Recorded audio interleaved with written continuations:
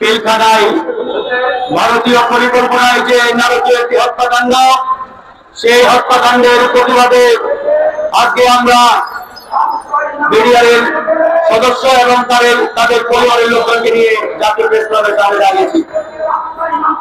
প্রথম বক্তব্যটি হবে 2009 সালের 25শে ফেব্রুয়ারি আমাদের পিলখানায় যে নারকীয় হত্যাকাণ্ড ঘটেছিল, এটি ছিল একটি পরিকল্পিত ভারতীয় পরিকল্পনার হত্যাকাণ্ড। কিন্তু এই হত্যাকাণ্ডকে ভারত এবং আওয়ামী পরিকল্পনায় বিডিআর বিদ্রোহ বলে চালিয়ে দেওয়ার চেষ্টা করেছে দীর্ঘ 15 বছর। আমরা বলতে চাই, বিডিআর হত্যাকাণ্ডকে যারা বিডিআর বিদ্রোহ বলে চালিয়ে দিতে চাই, তারা প্রত্যেকেই র এবং ভারতের দালাল। এই ভারতের দালালদের হাত থেকে এই বাংলাদেশকে আমরা মুক্ত করেছি, কিন্তু পরিপূর্ণ মুক্তি আমরা এখনো লাভ করি নাই। 25শে ফেব্রুয়ারি কি ঘটেছিল সবাই জানেন। এটি পানির মতো পরিষ্কার। এটি উন্মোচনের জন্য ইউরোপ আমেরিকা থেকে বিশেষজ্ঞ আমদানি করার প্রয়োজন নেই। শুধুমাত্র দরকার সচেতনতা এবং নৈতিক জায়গা থেকে স্ট্রংনেস। এই সরকার যদি তাদের নৈতিক জায়গা থেকে এই ঘটনার পরিপূর্ণ একটি তদন্ত করার উদ্যোগ নেয়, আমি মনে করি আগামী 1 মাসের মধ্যে এই বিডিআর হত্যাকাণ্ডের পুঙ্খানুপুঙ্খ তদন্ত রিপোর্ট আমরা জনগণের সামনে উপস্থাপন করতে পারবো। 25শে ফেব্রুয়ারির সেই কারণ সবাই জানেন। কেন ভারত আমাদের সেনাবাহিনীর মেরুদণ্ড ভেঙে দিতে চাইল? ভারত জানে আমাদের বিডিআর ছিল আমাদের সীমান্তের টাইগার। এই বিডিআর কে করা হতো আমাদের সীমান্তের বাঘ। এই সীমান্তের বাঘের সাথে 2008 সালের পূর্বে ইন্ডিয়া কোনদিন কোন লড়াই জিততে পারে না।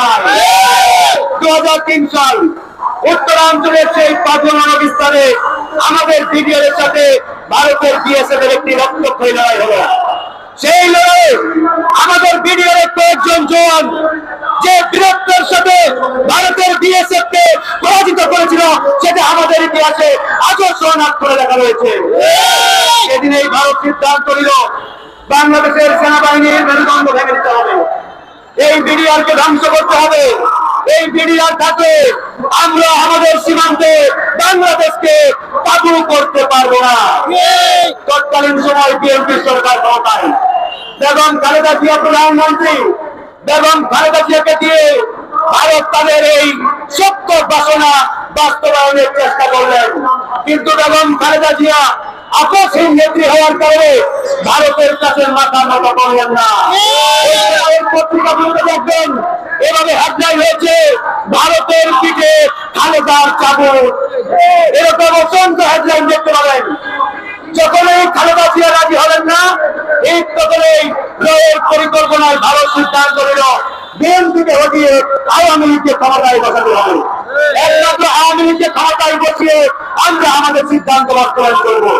এরপরে ওয়ান ইলেভেন আসলো, সেটাও ভারতের ফসল, ভারতের পরিকল্পনা। এরপর 2008 সালের 30শে ডিসেম্বর নির্বাচন হলো। সেই নির্বাচন পরিপূর্ণভাবে ভারতীয় ইঞ্জিনিয়ারিং এর মাধ্যমে হাসিনাকে ক্ষমতার চেয়ারে বসানো হলো। হাসিনা ক্ষমতায় বসলেন জানুয়ারি মাসে 2009 সাল। আর 25শে ফেব্রুয়ারি এরকম একটি নারকীয় হত্যাকাণ্ড ঘটল। আপনাদেরকে প্রশ্ন করতে চাই, 1.5 মাসের মাথায় এরকম একটি নারকীয় হত্যাকাণ্ড পূর্ব পরিকল্পনা ছাড়া সম্ভব কিনা? কোনোভাবেই সম্ভব নয়। এই পরিকল্পনা দীর্ঘদিনের। প্রিয় বন্ধুগণ, কথা বাড়াতে চাই না, একটাই কথা, একটাই আবেদন। আমাদের এই হত্যাকাণ্ডের মূল আসামি, 1 নম্বর আসামি খুনি হাসিনা, আসামি আবাইদুল কাদের, 3 নম্বর আসামি জাহাঙ্গীর কবির মুলক, 4 নম্বর আসামি সোহেল তাজ। এরপরে ধারাবাহিকভাবে যারা জড়িত, এদের প্রত্যেককে এই মামলাগুলোতে অন্তর্ভুক্ত করতে হবে। কিন্তু আমরা ব্যথিত হয়েছি, কষ্ট পেয়েছি যখন এই সরকারের আইন মন্ত্রী বলে আগের মামলাগুলো বিচার কার্য শেষ হোক, তারপরে কমিশন করবো। এই আইনমন্ত্রী চলে না, আগের মামলাগুলো করা হয়েছে, আগের মামলাগুলো হয়েছে হাসিনার আমলে। প্রত্যেকটা মামলা মিথ্যা বানোয়াট ব্যক্তির অভিযোগে আমাদের নিরাপদ বিডিআর সদস্য কর্মকর্তাদেরকে আসামি বানানো হয়েছে, কর্মকর্তাদের আসামি বানানো হয়েছে। আজকে বছরের পর বছর আমাদের বিডিআর ভাইরা সেই কারাগারের অন্য প্রকোষ্ঠে সেখানে ঢুকে ঢুকে তারা মরছে।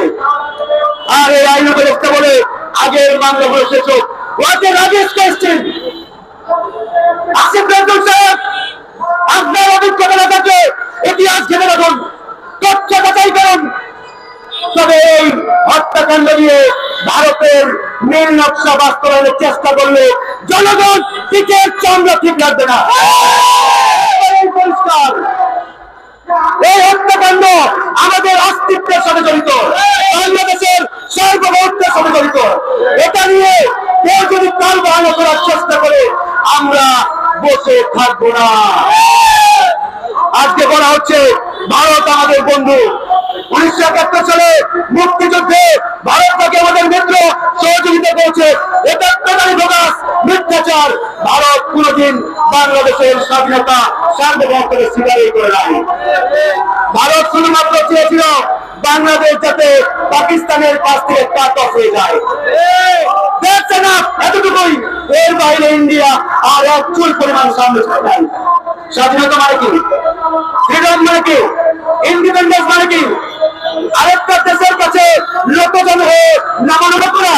নো, সেটার মানে স্বাধীনতা নয়। স্বাধীনতা মানে বিশ্ব দরবারে মাথা উঁচু করে দাঁড়ানো, বিশ্ব দরবারে চোখে চোখ থেকে বার্গেনিং করা, নিজের দেশকে তুলে ধরা, এটাই স্বাধীনতা। আর ভারত এটা কোনোদিন চাই নাই। ভারত চেয়েছে বাংলাদেশ পাকিস্তানের কাছ থেকে আলাদা হোক আর ভারতের মুখাপেক্ষি থাকুক, ভারতের উপরে ডিপেন্ডেন্ট থাকুক, ভারতের উপরে নির্ভরশীল থাকুক। এটাই ইন্ডিয়া 1971 সালে চেয়েছিল। আর 54টি বছর সেটাই বাস্তবায়ন হয়েছে। বন্ধুগণ, যাই হোক, কথা বাড়াতে চাই না। পরিশেষে একটাই আহ্বান থাকবে আমাদের, আমরা এই বিজেপিকে দেখতে চাই না। এই বিজেপিকে অনতি বিলম্বে পরিবর্তন করে বিডিআর বানাতে হবে।